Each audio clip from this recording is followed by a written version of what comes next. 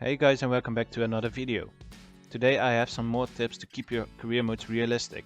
You really seem to have enjoyed the previous part, so I thought why not do another one. If you go on and enjoy the video, be sure to give it a like and subscribe to not miss any future career mode tips. Now let's get into the video.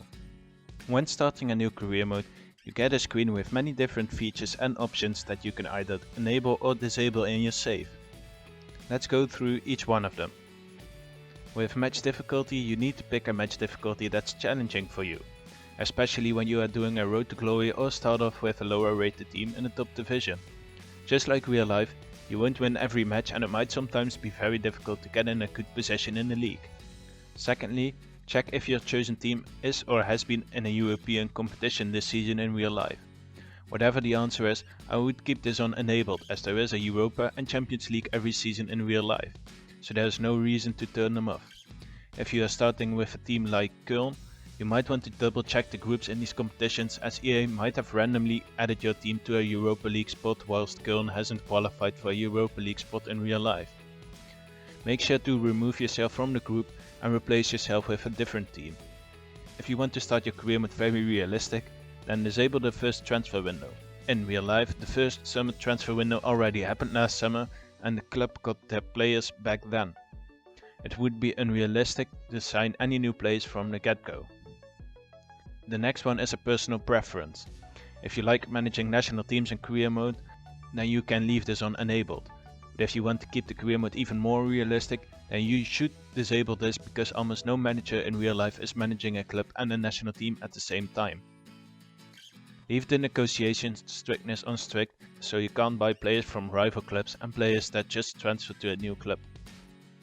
You will also have to pay a bit more for players with the strict option, which is quite realistic compared to real life. Of course, you should disable the financial takeover option as well if your chosen club hasn't just been taken over by a billionaire in real life. If you give yourself extra money to start the career mode with, it would make the save too easy. A lot of people like using the youth academy and getting in the best scouts to get the best possible youth academy players. But it's not very realistic to get the best scouts if you aren't one of the top teams in the world, right? So, when getting in new scouts, make sure that these scouts do not have more stars than your club has. This will make the youth academy a bit less overpowered, as you can get a lot of top talents through the youth academy if you get the best scouts. Limiting the quality of your squads also limits the amount of top talents coming from the academy, which is realistic for a lot of teams as they don't produce many top talents themselves in real life. One tip that is both applicable to the previous tip and to signing new players in general is to check the nationalities of the squad. If you are starting off with a team like Blackburn Rovers and you go through all the players, you notice a big portion of players have an English nationality. So when signing new players or sending your youth academy scouts to certain countries, in this case you should mostly get players and talents who are English. Blackburn also have some players from other United Kingdom countries and some from other European countries. Base the transfers you are making and the youth academy scout mostly on English players in this case, with the additional player from a different United Kingdom country or other European country. This will keep your squad and new signings slightly more realistic instead of when you are only signing South American players to a team that doesn't even have one. Whilst not many people are a fan of the board objectives in career mode, it is very realistic to complete most of them. In real life, a manager does need to listen to the club's board and complete most of the objectives that they get at the start of each season. In career mode, you can easily get away with only completing one board objective, but to make it more realistic, try to complete almost every objective that the board puts out for you. If you miss one or two every once in a while, that's not a big problem, but you should try to complete as many objectives as possible, even if it makes things more difficult for you. A common thing among career mode fans is to sell almost any player that reaches the age of 30 in career mode. But this is not realistic at all, as even younger teams like Ajax and Lille have the occasional veteran in their team.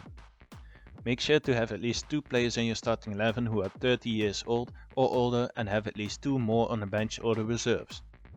Every team needs some experienced players who can guide the team to glory and teach the younger players what they learned during their careers.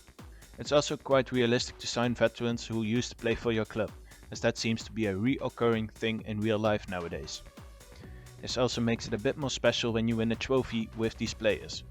I hope these tips are useful for you to keep your career mode a bit more realistic. If you have any other tips, then leave them in the comments to help other career mode players. If you enjoyed the video, be sure to give it a like and subscribe to my channel to not miss any other career mode tips, and I will see you at the next video.